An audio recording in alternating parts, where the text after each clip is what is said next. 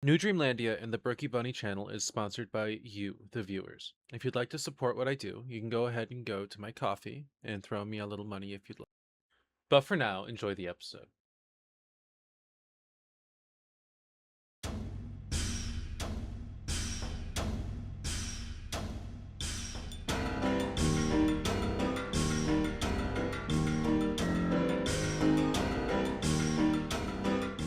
Animation in its current form is pretty young compared to a lot of its counterparts.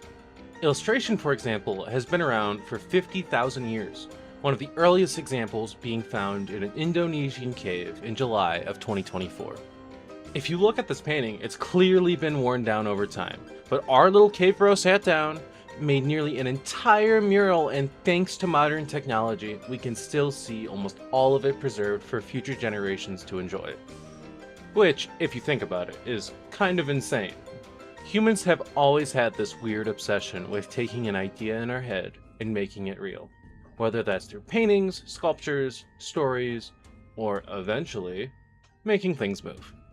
Because while animation is still a relatively young art form, the idea behind it is ancient. We've always wanted to bring things to life. And while there are examples throughout history of people experimenting with moving images, the modern landscape of animation really started taking shape once the tools became accessible to everyone. One of those tools being Flash. Okay, maybe I'm partially kidding. Flash was absolutely important, don't get me wrong. But the tool I'm actually talking about is something I use every day while working on this project. Blender. Blender is a free, open source 3D software that can do, honestly, way too many things. Modeling, animation, rendering, simulations, even 2D animation. Point is, the possibilities are kinda ridiculous and near endless. And before anyone asks, no, I am not sponsored by Blender. They never answered me. But I bring it up because Blender was one of the biggest reasons I started thinking, okay, maybe I can actually make this. Because the biggest challenge with creating an animated project isn't just having the idea, it's figuring out how you're actually going to make it, right? Ever since I was able to hold a pencil, I wanted to animate. My entire life, with varying levels of success, mind you, I would collect paper and pencil and draw whatever came to mind. Of course, some of those drawings are obviously questionable, but honestly, I love all of them. They're all stepping stones to where we are now. The problem child, though, was always my Blender projects. Blender's famously complicated UI, combined with my own inability to stick with a single tutorial long enough to actually learn it, caused me to abandon it for a long time. So, how do I fix that? Well, I am an animator in 2026. Ignoring a free piece of software this powerful would honestly be kind of stupid. So, instead of just learning Blender for the sake of learning Blender, why not build a project around it? The first major production decision I made was figuring out what Blender would actually be responsible for. Because as much as I would love to spend years mastering every part of this program, I'm only one person. Like, yeah, I could sit here and fiddle around forever until I understood Blender from the inside out, but, you know, a girl's gotta eat. A girl's gotta kill bug boys for democracy. So I decided to narrow my scope. The environments and objects would be 3D. Buildings, furniture, applications, food, anything that exists and is an object in the world would be made in Blender. The characters, however, would stay 2D. And that decision brings us to our next major part of the production. Because once I figured out how I was going to make this world, I had to figure out who was actually going to live in it.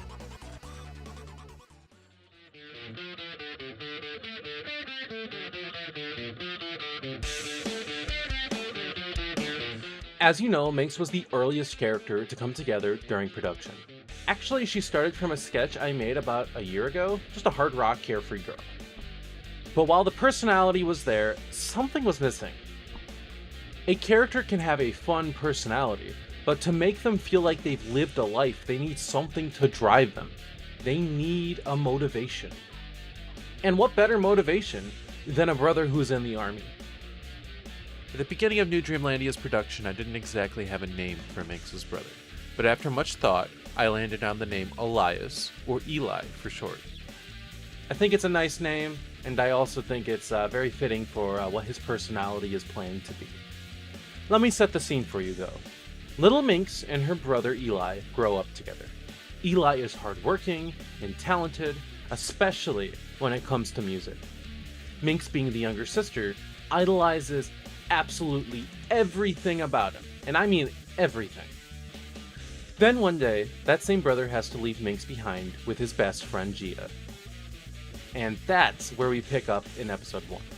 The main character design aspect I want to point out with Minx is her head shape. Keeping her head as a simple circle allows us to move her eyes around and mouth without having to fight against a complicated shape. I also took inspiration from Adventure Time and Rubber Hose animation for her limbs. Not only does this make her easier to animate, but it also fits her bouncy, chaotic personality.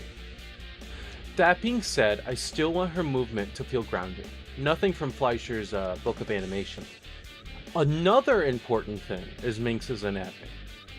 Minx sits roughly around 2.5 to 3 heads tall, measured from her ears to the bottom of her head, which helps emphasize that she is the shortest member of the cast. Her face also has some very specific proportions, with the biggest things to keep track being her fangs and the size of her eyes.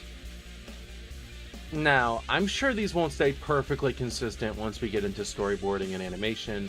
Things naturally change during production, and once again, we are a small team. This is an indie project. But having these guidelines, I feel like, it makes sure Minx still feels like Minx. Some other key design choices include her lack of tail, having 4 fingers instead of 5, and making sure her shorts are always at least slightly visible. Small things like that help keep her design cleaner and also just easier to read. Her shirt is also intentionally oversized, but never so oversized that it ends up turning into a dress. Ultimately, the goal is a character that feels comfortable, expressive, and easy to animate.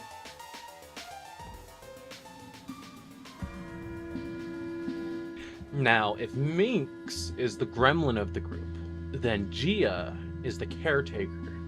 The person who has to look at the chaos happening around her and go, okay, somehow I have to fix this. Which honestly is kind of funny, because when I first designed Gia, that was not what I had in mind at all.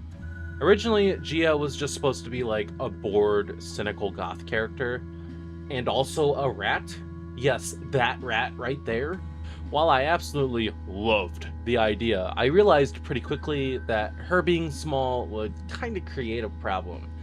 Minx already filled that role visually. And when you have multiple characters sharing the screen, especially characters that interact so often, contrast becomes incredibly important. You want each character to immediately stand apart from the others. So Gia needed to be something taller, something visually distinct, but still simple enough to animate and of course recognize. The first thing that came to mind for me was actually The Amazing World of Gumball, specifically a character by the name of Molly Collins. Molly's a side character who appears throughout the series. What interests me actually though was her design. Not only is she visually memorable, but she stands out from the rest of the cast. She's taller, shaped different, instantly recognizable. To be honest, that's something The Amazing World of Gumball does extremely well. Every character feels like they belong in the same world while still having a completely different visual identity. And that's exactly something that I want to achieve with this project. Taking some inspiration from that, I started developing Gia's design. We would keep the long neck, but instead of a sauropod, why not something a little more eye-catching, such as a giraffe? I mean, it just fits. Side note, I also kind of think that a goth giraffe is kind of an interesting concept. I think having a bright sort of character design, such as a giraffe, for example, have these sort of dark clothing is a nice contrast visually, and also just a really unique characteristic. Story-wise, Gia was Eli's best friend from high school. She had always been close with Minx as well, so when Eli eventually leaves for war, Gia becomes the person he trusts to look after her. Both to keep Minx safe and to help keep Eli's mind at ease, Gia lets Minx stay with her and her roommate. And that's where her role in the household really begins. Gia is the person who keeps everything running. She protects Minx from the outside world, but also from herself and her own little destructive gremlin tendencies, right? She budgets the house, drives the girls to work, handles the responsibilities no one else wants to think about, and basically becomes the foundation holding everything together. But despite being the reasonable one, Gia isn't exactly an optimist. She sees the world for what it is. She's, for a lack of a better word, realistic. Maybe a little too realistic sometimes.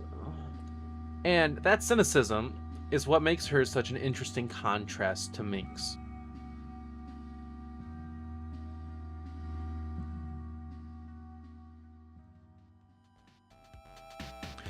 Nina is the outlier of the group in a few different ways.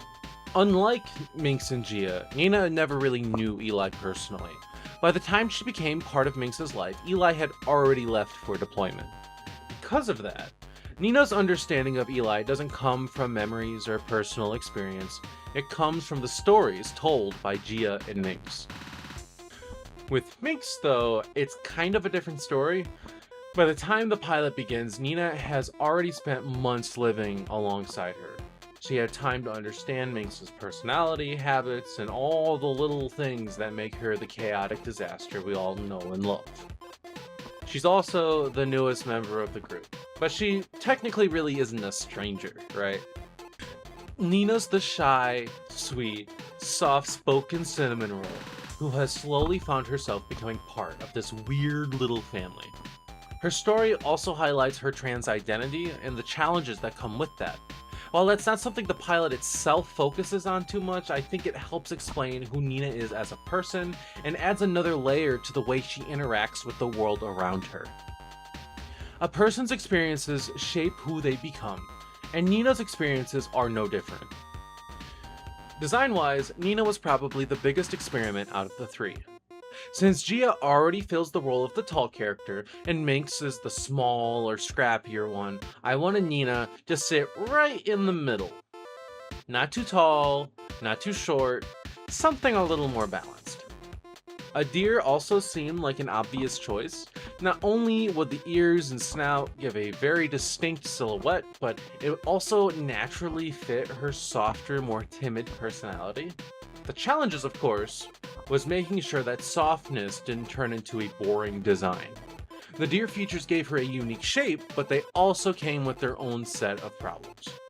The biggest issue being the amount of detail in her fur pattern.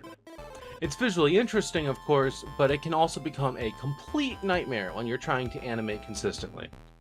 Honestly, this was also a problem that came up later with Gia, specifically with the spots in her fur. Sometimes a design element can look great as a still image, but animation forces you to ask, okay, can I actually draw this like 100 times? And that's a very different question. Another challenge was her hair. Because of her unique head shape and snout, I needed something that still communicated deer while also still feeling feminine. But it didn't quite really feel right to me. It competed too much with her silhouette, so instead I landed on a cut bob style haircut, which I kind of think fits her character more. It keeps her design simple, readable, and matches her softer personality. Out of the three characters, Nina was also the one I explored the most during development. If I'm gonna be honest, I wasn't completely sure if I had nailed her design down yet, especially when it came to her expressions. But hey, that's part of the process, right? And if you remember here, rule 1 is to trust the process.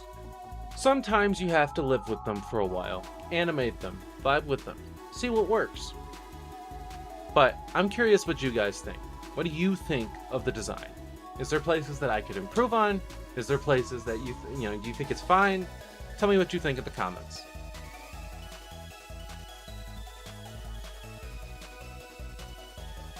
I think these three really give us a fun range of personalities to play with. You've got Minx, the chaotic ball of energy who runs headfirst into every problem. Gia, the exhausted, responsible one trying desperately to keep everything together. And Nina, the sweet, quiet heart of the group who's learning how to fit into the strange little family. Together, they create a dynamic that I think would be really fun to explore. But I really want to know what you guys think. Which character's your favorite?